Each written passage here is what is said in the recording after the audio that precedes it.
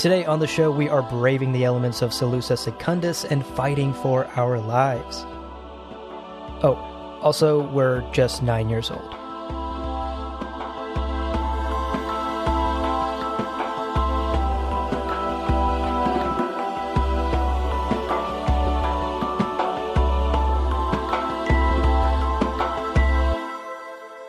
Welcome to Gom Jabbar, your guide to the iconic world of Dune. We'll be exploring the themes, philosophies, and characters found in the sandy depths of this vast universe. From Frank Herbert's groundbreaking novels to the adaptations on film and TV. My name is Leo. And my name's Abu. And man, we've had a tough childhood, fighting for our lives since we were like 5 or 6 years old. Wrestling tigers. Yeah, it was a rough upbringing. But now we're the best of the best, Leo. Tony the Tiger has a whole different connotation on Salusa Secundus. Tony is the tiger you, like, stab and kill as a child. You train your entire adolescent life to murder Tony the Tiger. It's Sardaukar! Sorry, that was bad. Well, if it isn't obvious, today we're talking about the Sardaukar. Yeah. Who are a pretty significant force in the galaxy. And I think throughout this episode, we'll make the case for them being one of the most important sort of groups in the entire Imperium. And this is something I didn't realize before I started doing the research for this episode. Yeah. Like, for as important as they are, the Dune novels don't explain them very much. They're just sort of there. I very personally wanted to do this episode because for myself, as I was reading Dune for the very first time, I remember seeing this word, Sardaukar, Sardaukar, Sardaukar. Yes. And never knowing what it is. And I kept thinking, oh, can't wait till, Frank Herbert fully explains this whole thing. And then the book ends. And I was like, what? I still don't really get it. Right. And the way that characters talk about them, I felt like I was missing out on something that, Again, I kind of only now really appreciate having done this research. So I am very excited to talk about this. Yeah, and that's sort of our goal today. The whole point of approaching the Sardaukar from a non-spoiler perspective is if you are about to read the Dune novels or if you're excited about the upcoming TV show and films, we're hoping that this episode will give you greater context as you enter this incredible world of Dune. Because we were certainly lost every time the Sardaukar were mentioned on our first read. So hopefully this will help you on your first read and will give you a greater picture. But no spoilers today for any of the novels. Yeah. We will discuss the history of the Sardaukar, the context of who they are and what they do, but we will not be talking about the plots of the books. And we will effectively get you caught up to speed with the Sardaukar up to the start of the first book, and then we'll stop. So then you can pick it up from there and enjoy it, having understood, hopefully, after we do our jobs here, having understood who the Sardaukar are and why they are so important. God, as tempting as it is to just talk about everything, you're absolutely right. We'll hold off. We'll be good. Yeah. So let's start off. Who are the Sardaukar? What do you think? How would you describe the Sardaukar? Badasses. Bad. Yeah. In one word. John Wick's. Yeah. Jason Statham's. Yes. They are. Yes. Dwayne Made of Rock Johnson. Mm-hmm. Leonidas of the Spartans. Oh, yeah, that's a good one. There's going to be a lot of Spartan analogies today. But what we're getting at, we're beating around the bush here. The Sardaukar. the Sardaukar are simply the elite military force of the Emperor. And they're arguably the best fighters in the entire galaxy. Yeah. And it's due to the Sardaukar that the Emperor has been able to hold the throne. Wait for it. Wait for this fact. For nearly 10,000 years. It's a casual amount of time to hold a throne, this one house in power. And you're totally right. Like, they are arguably the best fighters in the galaxy, and that's kind of their reputation, which is part of it. Mm-hmm. Many times in the history of Dune, before the first pages of the books, they demonstrate themselves to be some of the greatest fighters ever. But a lot of the times there's sort of this dissuasive force. They are, yes. People go, oh, the Sardaukar? The fucking Sardaukar here? I don't want to fight them. That's terrible. No, okay, I give up. You know, you keep being the emperor for another 5,000 years, whatever. It doesn't, right. You know, they are a big part of why House Carino is in power for as long as they are. Absolutely. I mean, be realistic, Leo. Would you want to fuck with an army that's made up entirely of SEAL Team 6s? No. I didn't even need to hear the end of that sentence. We're talking about Sardaukar. You said, be realistic. Do you want to? I said, no. I opt out immediately if the Sardaukar are going to be present. They are ruthless. They are cunning. They are like religiously motivated. Right. And again, all of this stuff is part of the reputation, but it's also totally justified. You know, you're not fabricating much. You're just saying, well, look at what they did. Right. And time and time again, the Sardaukar will be mentioned throughout the Dune novels. For me, at least, when I was reading these chapters and people would bring up Sardaukar, in my mind, the scene would play out where people would sort of talk in hushed whispers, right? Like nobody dare say the word Sardaukar out loud in case they're right around the corner ready to fuck you up. Like the Sardaukar are to be feared. When they're referenced in the novels by the characters, it's almost in awe. And you're absolutely right that they're a deterrent force.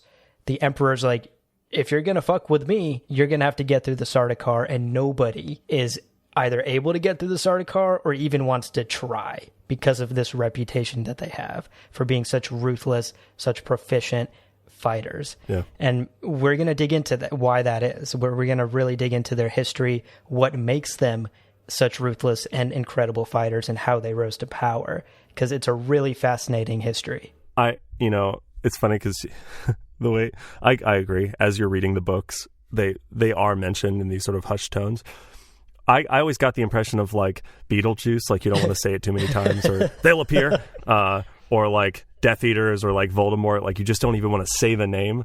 But the way you described it makes them sound like they're the jocks at school, and you're like in the school halls. Meanwhile, they're just around the corner like, oh, I'm going to take his lunch money brutally and with religious fervor. Right. Look, Leo, I just don't want to get shoved in the locker again by Sardaukar, okay? The last time that happened, I was stuck in there for hours. Your children felt it. You don't even have kids yet. Oh, God. Yeah, it's crazy. Everyone's afraid of them is the point we're making. Their reputation precedes them. One thing I do want to point out, by the time so again, 10,000 years, you got to remember the scope of time here, that they're effectively in power and that they are considered the best of the best. By the time we reach the first Dune novel, I got the impression that they kind of coast on this reputation. Like, yes, they're still an extremely formidable force, and are probably still one of the strongest military forces in the entire galaxy. Hence, the Emperor keeps his power. But I got the impression that they're not exactly like boots to the ground doing the dirty work every day. Like, just the fear of them is potentially enough to, quell an uprising or get a rebellious minor house to fall in line. Just the threat of Sardaukar is potentially enough at this point. Yeah. Because the myth of the Sardaukar has like demonized them so much. You've got to imagine that even once you achieve this incredibly difficult rank of Sardaukar, you still are honed through combat. You are still honed through confrontation with people who are willing to fight you with the anticipation of maybe winning. Mm-hmm. So, you're probably right. Again, the newly initiated Sardaukar are probably just as ferocious and capable 10,000 years later as they were 10,000 years ago because of the nature of initiation.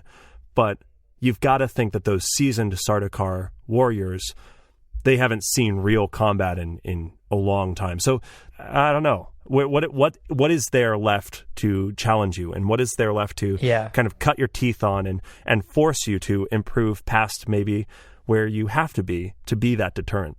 Right. And that's actually something we want you as our listener to keep in mind here.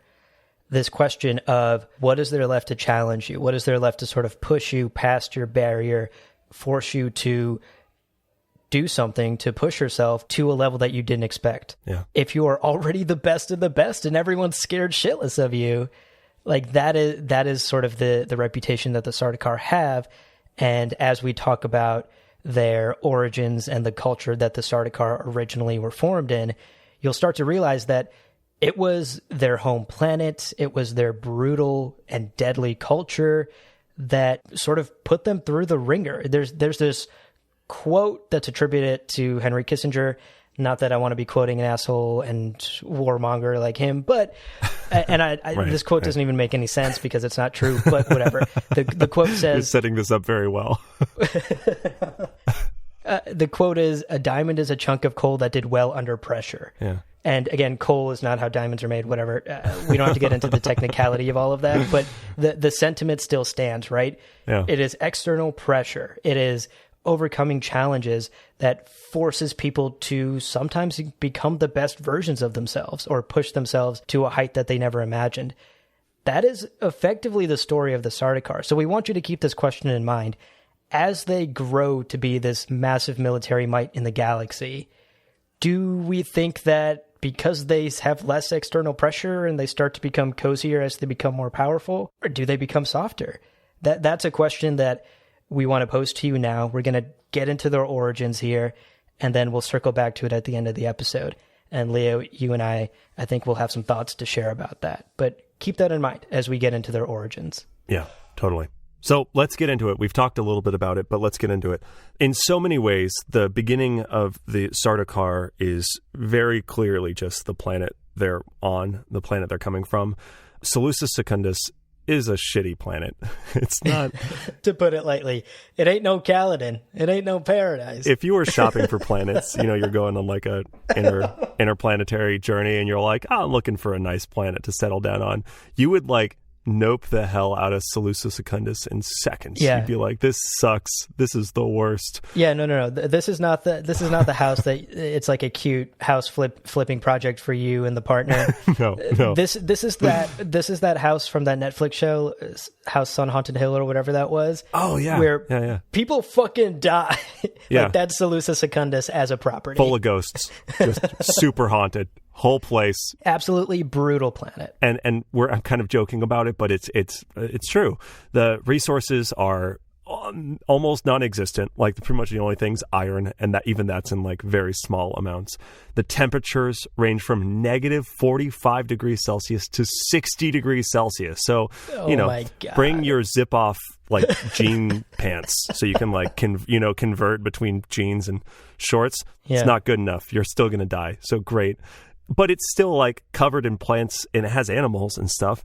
And kind of as you might expect, they all are super tough, crazy, strong things because what you have to be or else you die. That's the nature of this planet. So, as simple as that. Only the strong will survive here. Only the strongest plant life, only the strongest animals, and of course, only the strongest people. Right. And that's where the tribes of Seleucus Secundus come in. The early sort of tribal cultures here on this planet are constantly at war. There's very little pasture land. There's, again, iron is the only resource you have. Right. So there's constant fighting over the resources and the land. Right. And the result of all of this fighting is that the cultures evolve to adapt. The cultures become extremely warrior-like in these tribes. They're constantly fighting and on guard and training the next batch of, soldiers so they can survive on this brutal, hostile planet. That becomes their culture. If you're not strong on Seleucus Secundus, if you cannot fight on Seleucus Secundus, you will die. Yeah. The other thing, it's competition, and that this is what forges strength, right, is this pressure amongst the people who are already tough, resilient, strong, forceful people who are fighting the elements and fighting one another. You have these tribes and these groups that are battling one another. And one of these is very much the biggest and strongest, and that is the Sardau. Sardau? Sardau sounds right. Yeah, Sardau. Again, the first part of the word Sardaukar, so cool. We're halfway there, I guess. They haven't grown up to be Sardaukar yet. They haven't evolved yet. We got to get them to level 14. Exactly. Sardaukar! Yeah, so the Sardaukar are the strongest tribe at the moment. And it's all due to their culture, which we're going to get into because it's fucking brutal. It's crazy. It's not the kind of tribal family you want to be growing up in. But again, not entirely by choice. Right, it's because they live on Seleucia Secundus, this horrible, horrible haunted planet. It's because they have to constantly be fighting for tiny amounts of land, tiny amounts of resources, that this culture becomes what it is. It becomes militaristic and it becomes warrior-like. And the Sardau are the best of the best here on the planet. What's important to note here, this template for Sardau culture becomes the paradigm by which the Sardaukar later in the Empire train their soldiers. Right, right. And that's incredible to think. This culture that was the result of basically a survival tactic on a brutal planet was the template to create the strongest soldiers in the galaxy. Yeah. It's the cookie cutter that was like needed to survive becomes the template, right, for the most incredible warriors the universe has ever seen. Yeah, the biggest bullies that'll push you in the tiniest of lockers, Leo. They're so strong. They'll fit you into a locker that you look at and you go, there's no way I'm going to fit in that. And then they do somehow fit you into it. It's incredible. They're masters. David Blaine would be impressed. So let's talk about some of their culture. Let's talk about what happens if you are just a youngin', a youngin' in the Sardau culture. You know, life is super easy. I think, it's like super chill. Yeah, you're just coasting, baby. Coasting until, of course, all cultures have this point where it's like time to grow up, time to, right, arrest the power that lies within you.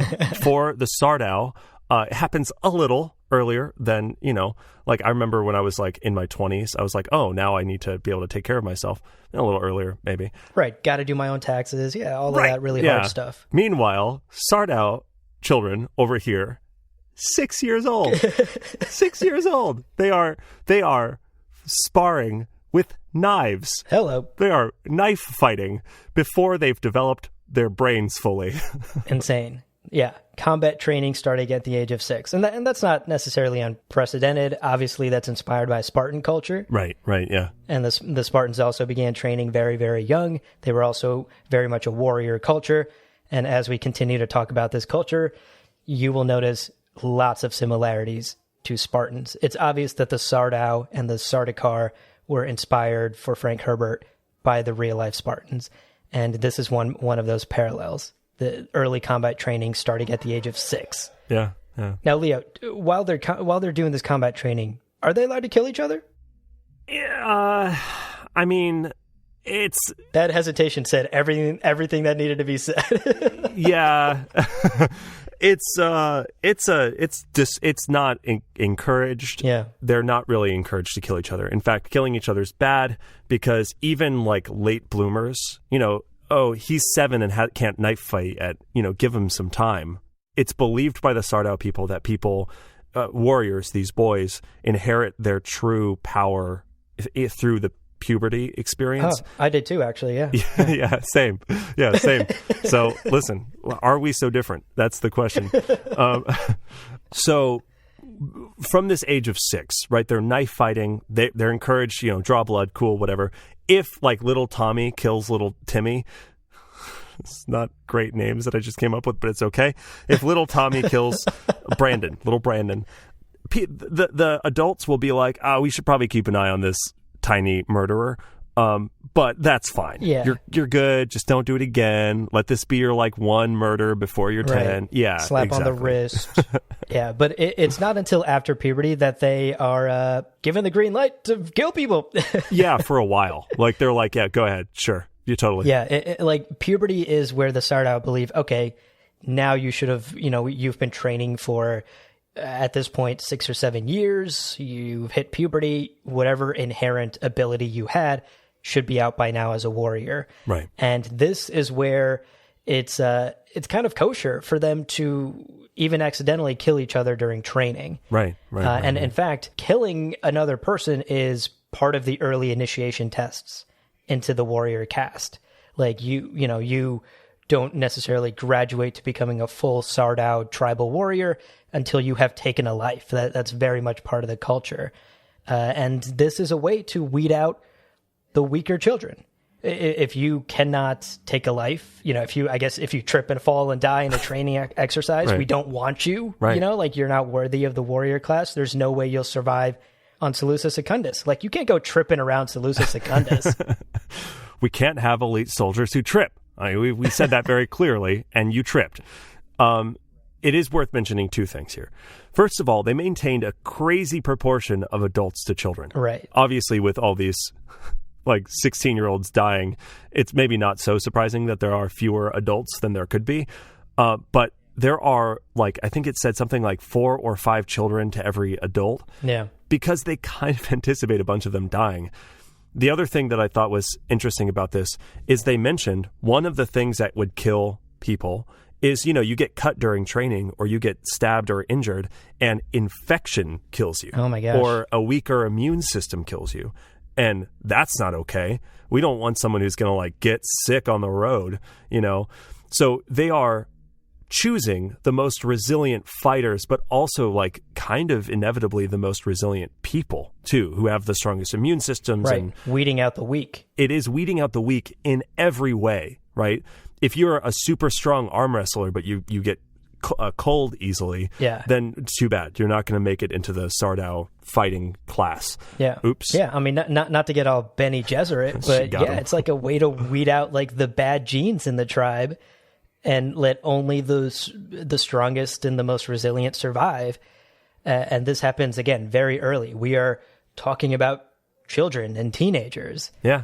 And once they reach adulthood, they have effectively passed some of the hardest challenges of their lives and are now just the most brutal, bloodthirsty, and strongest warriors, eventually in the galaxy. And it's wild. And one small note I think we should also mention, yes, there are 5 children to every 1 adult Sardau, and that's because all this training that we've been talking about is for the boys, Leo. Yeah. The girls do not do this. The girls are for one thing only, and that's to have babies, to create more warriors for the tribe.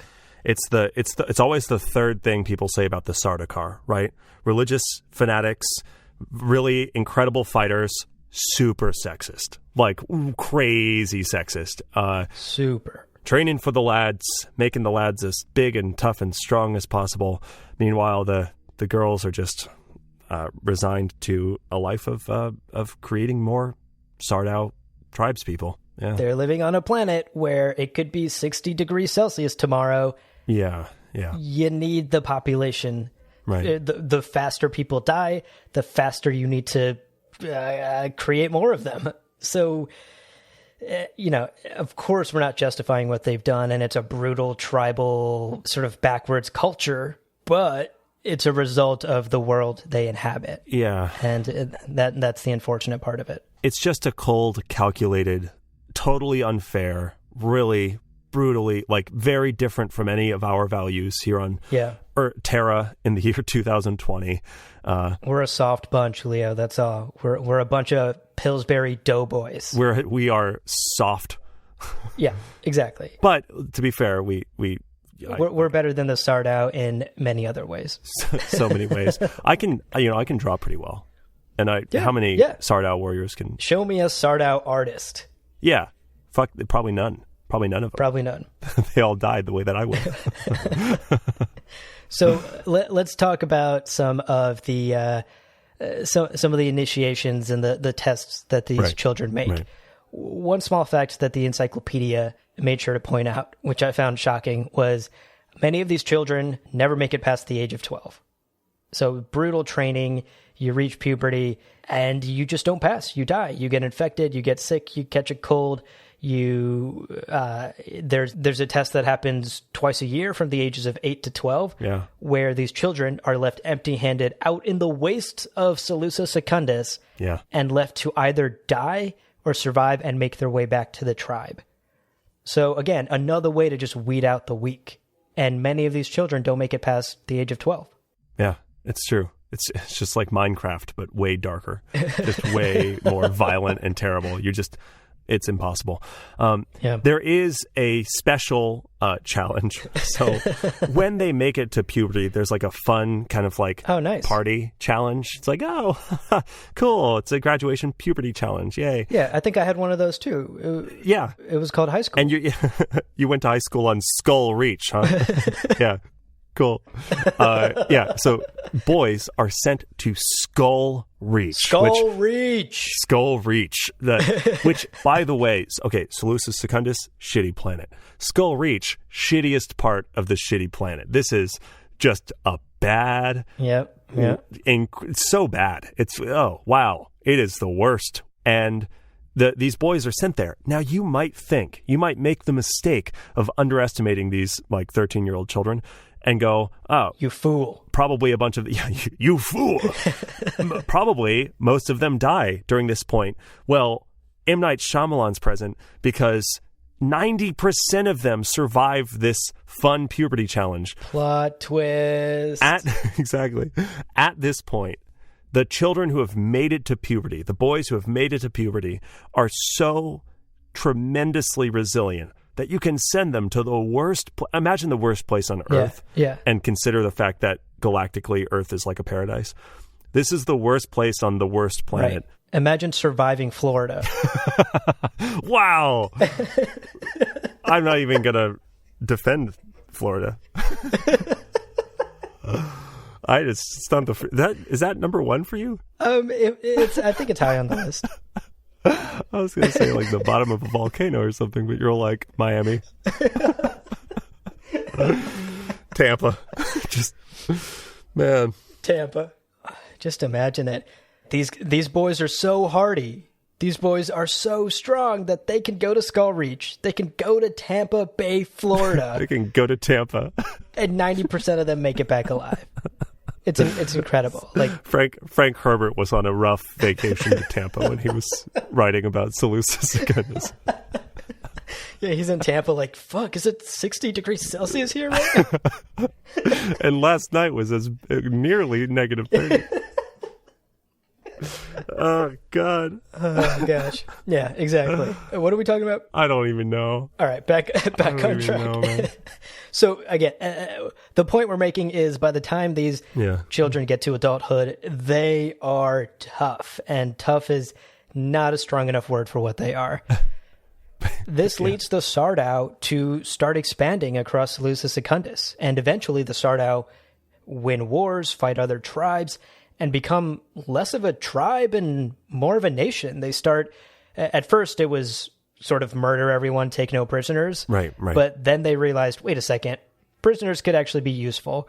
Keep in mind, even though these other tribes don't necessarily have the same crazy, exact same program for getting their kids so indestructible and crazy tough, every person on this planet is tough and resilient. Yeah. So you're totally right. Like the Sardau are like, oh, I feel like we're wasting some super tough people. Like that seems like a waste. Yeah. Exactly. Right. The weakest 7-year-old on Seleucus Secundus could shove me in that same locker. Today.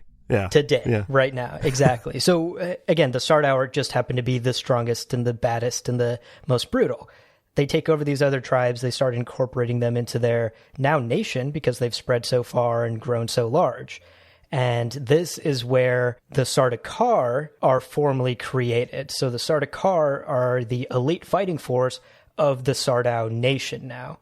And admission into the Sardaukar is even tougher. So now that there's all these disparate tribes, part of the Sardau nation, you would imagine there's sort of a overall weakening of the tribe, right? Like that strict original Sardau tribe training can't be spread across this many other tribes and people. So the Sardaukar now are sort of the best of the best of the best.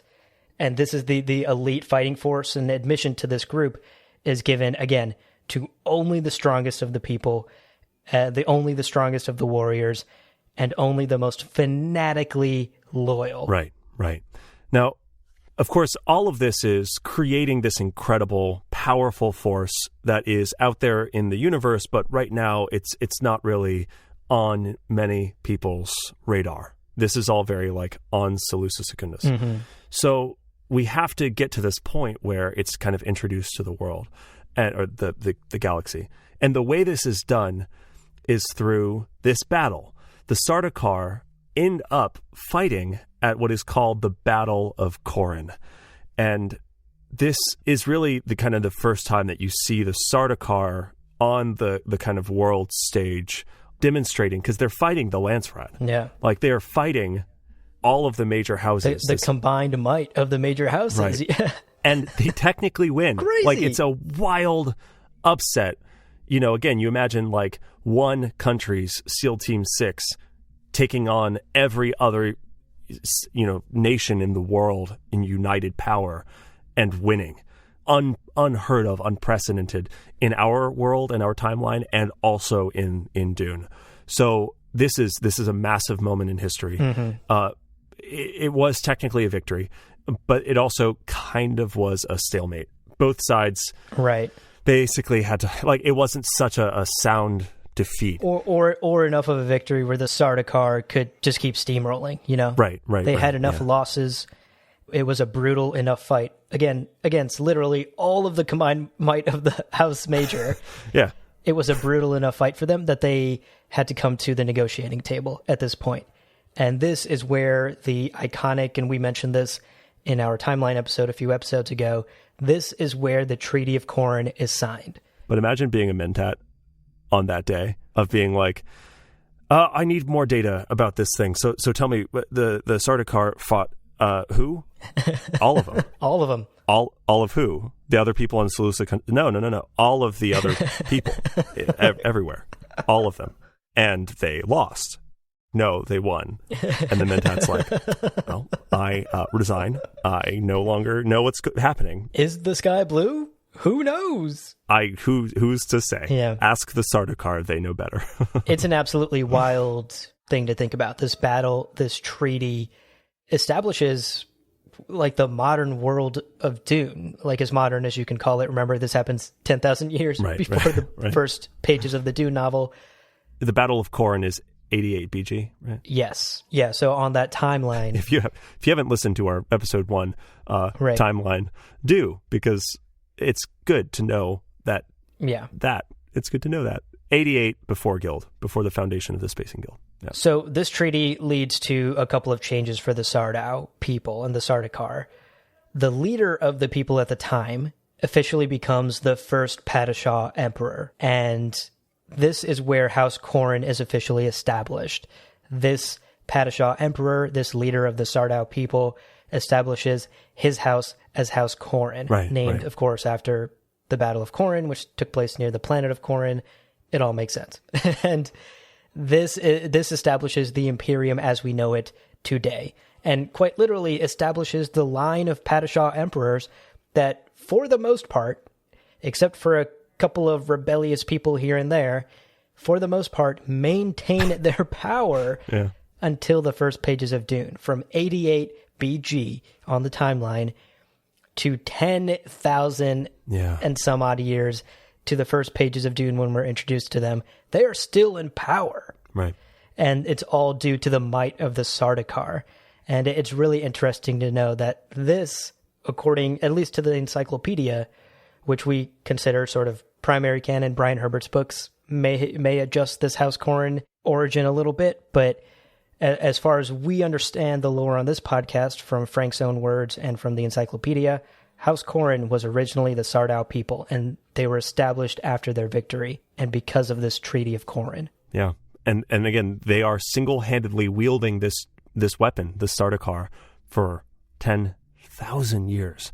We keep saying it, we keep going back to it, but this is a warrior practice of forging these warriors that is unmatched for 10,000 years. And even in the world of Dune, that is a long time. Yeah. So it is very worth mentioning. Yeah, this warrior race that that House Corin, that the Padishah Emperor now wields, becomes a tool, becomes a blunt instrument for the Empire's expansion. Their expansionist ambitions continue, and they continue to spread out through the galaxy, bring in other houses, and quell any rebellions. And one of those rebellions, from a house who refuses to agree to this Treaty of Corinth and refuses to recognize the Padishah Emperor as the leader of the entire empire, create a confederation with like-minded, sort of rebellious houses and allies called the Lishash Confederation. And I'm sure it worked. Yeah, exactly. We mentioned this because it didn't work. Oh, no. and it didn't work spectacularly. They had the encyclopedia gets into some minute detail here, but effectively the confederation, this rebellious confederation, has like one sort of minor victory against the Sardaukar because they were caught unawares. And then the Sardaukar fucking retaliate by wiping out planets. That's crazy. That's so insane. Like, they lost, like, one military base, maybe, and they're like, yeah, we're going to wipe out trillions of people. It's absolutely brutal. And the lesson that's learned here for the galaxy is, one, don't fuck with House Carino. This establishes them in a place of power. This establishes them as the leaders of this empire. And two, Sardaukar are scary. Yeah. Don't fuck with them either. And this confederation is like a prime example of what'll happen to you if you try to overthrow the empire or if you try to fight against the Sardaukar. And the only reason that every single person in this Lishash confederation, that every single ally wasn't totally just wiped off the map, is because one of the commanders in the empire's army literally put down his arms and refused to fight because he was so sickened by the slaughter. Yeah. And basically was like, I don't care what you do to me, Emperor. I refuse to fight. This has gone too far. This is much more than retaliation. These people have learned their lesson. They are pleading for mercy at this point. Yeah. They will accept our terms.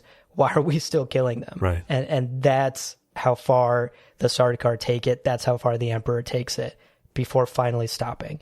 And it's just a prime example of why people are so afraid when you start reading the Dune novels, of why people are so afraid of the Sardaukar. And why people are so unwilling to challenge House Carino. And like why the Padishah Emperor lasts for so long. And it's an example for us to bear in mind as we read the books, you know, as you see the word Sardaukar or as you hear the word Sardaukar, knowing this history helps. But also it's an example for everybody in the universe at that time where they say, hey, these warriors, the Sardaukar, they are invincible. The one time they had a tiny little loss, it spun all of this misery for the quote-unquote victors. Yeah. So they are undefeatable. Even if you win like a tiny battle against them, you're never going to win the war, ever. And whether or not this is 100% true, this is really where that myth or that sort of story of invincibility is created. Absolutely. So at this point, as the years pass, as the centuries and thousands of years pass, as the millennia pass, right. What was initially this sort of raw fanaticism and, you know, surviving on Seleucus Secundus as the primary goal, and these sort of like tribal elements, this tribal culture of the Sardau, is nearly forgotten. A lot of the mechanisms that we're still working with the same cookie cutter of how to take like children and make them into Sardaukar warriors. And we're also dealing with now, how do you, once you've defeated people or once you identify potential, how do you make that potential into a diamond Sardaukar warrior through pressure or whatever, Kissinger, right? Again, not how it works, but fine. So we are getting away from that initial tribal connection, that tribal culture, but we still have the mechanisms in place, this kind of paradigm equipped that it's still creating new Sardaukar warriors and keeping the battle and the power at least alive enough. Again, not many people are challenging them, so it's a little bit hard to say, but the tribal culture is nearly forgotten at this point. Right. Their tribal history is nearly forgotten. And Seleucus Secundus itself is now a prison planet. So now House Corin, the Empire, the Emperor, when and if they fight battles and quell rebellions, prisoners of war and prisoners against the state can be sent to Seleucus Secundus, and they will have to do the same things that the Sardau children once did a long, long time ago. They will have to deal with the negative 45 degrees to 60 degrees Celsius climate. They will have to deal with Tampa. Yeah, they have to deal with Tampa. Exactly. They're going to be thrown to the wolves and thrown to Tampa. And this is what will forge them in the fire to become the next batch of Sardaukar for the Emperor.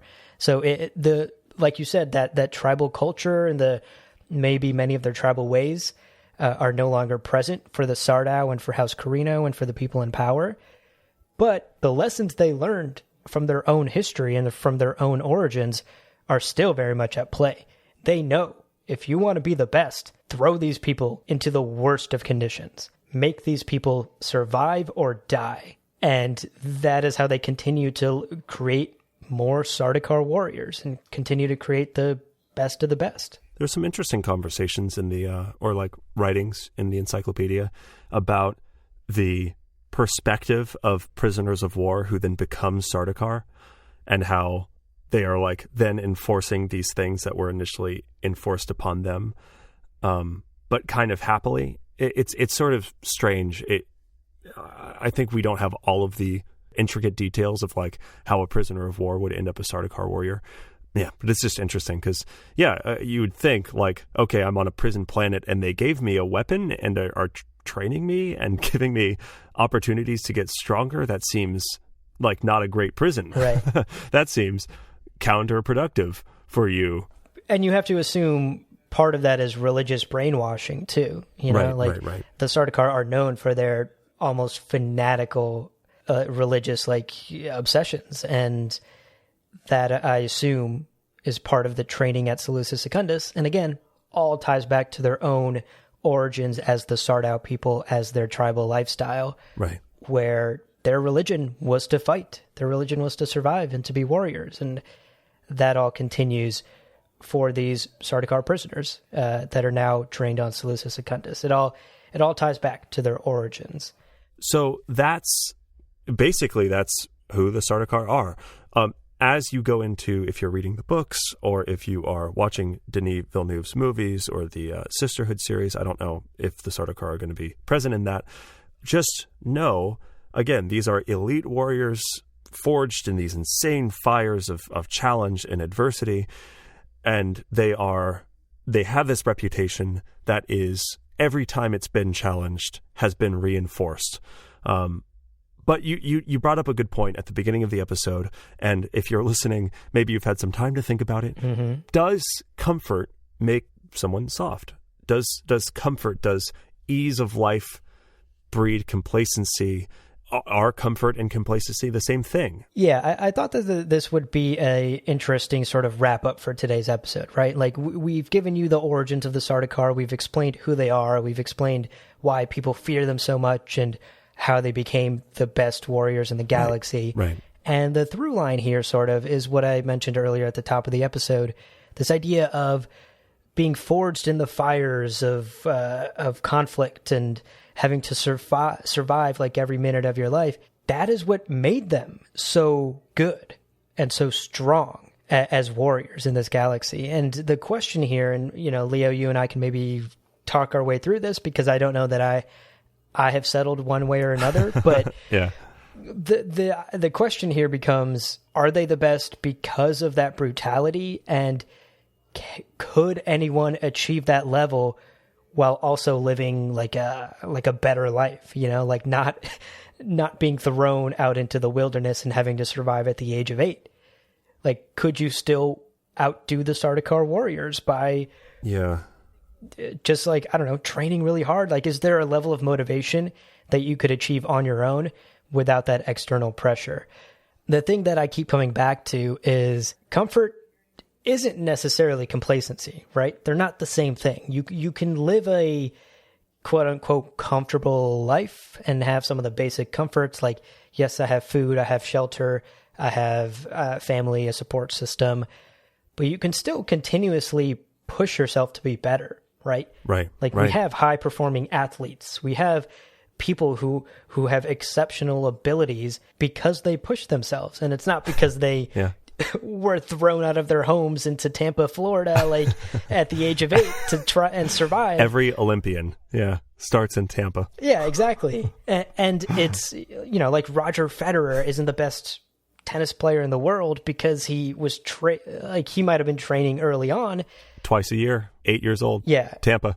And the argument could be made, like, can you reach like quote unquote peak performance? Not that this needs to turn into like one of those like obnoxious self-improvement podcasts, but can you achieve like peak performance? Can you become the best at something without some sort of like brutal external pressure? Yeah. The Sardaukar would make the argument, no. They've been proving it for 10,000 years. It took their brutal planet and their awful culture that treated women horribly and killed off most of their young boys to create the best in the galaxy and bring them to a position of power. I would argue that maybe you don't have to go that far, and perhaps there is a way to be both comfortable with the basic needs of your life, but also continue to push yourself to break your own limit. Would you agree? Yeah. It's tough because there are things that I want to talk about that we can't because of... we are sort of tiptoeing around some spoiler stuff here. Yeah, so I won't say any of that. But I will say that it is known that there are individuals who, in one-on-one combat, can best a Sardaukar warrior.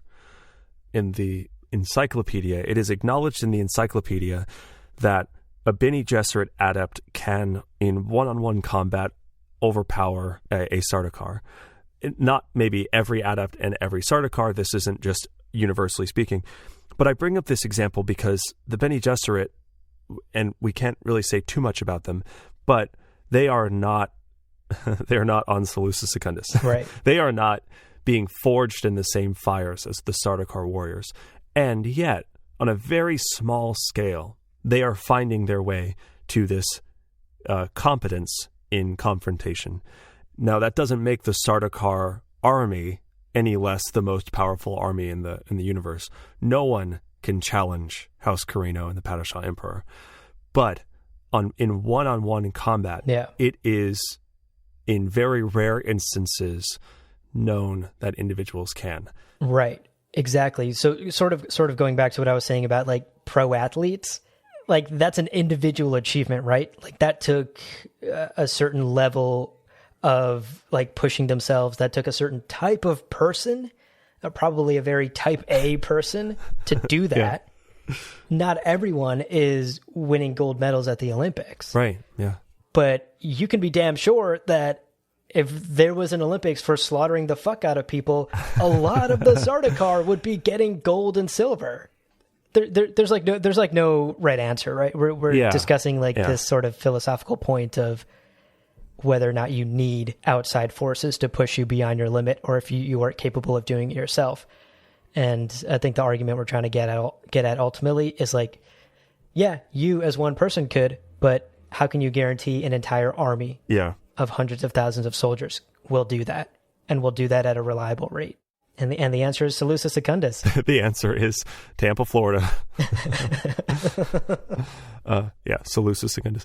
Why Tampa? Why I don't know. I was trying to think of like states that are usually considered shitty, and Florida was just the only thing that came up. So every article of like Florida man does this, Florida man does that, you're like, Sardaukar warrior does this, Sardaukar warrior bites neck of crocodile. You're like, yeah, typical. Wrestles crocodile to the ground. Well, friends, there is no real ending. It's just the place where you stop the recording. But this podcast is always one step beyond logic, so help us spread the word of Muad'Dib and leave us a review on Apple Podcasts. And be sure to check out the other shows on the Lore Party Podcast Network on loreparty.com. You can also follow us on Twitter and Instagram at lore_party. Thank you so much for listening, and remember, he who controls the podcast controls the universe. We'll see you on the Golden Path.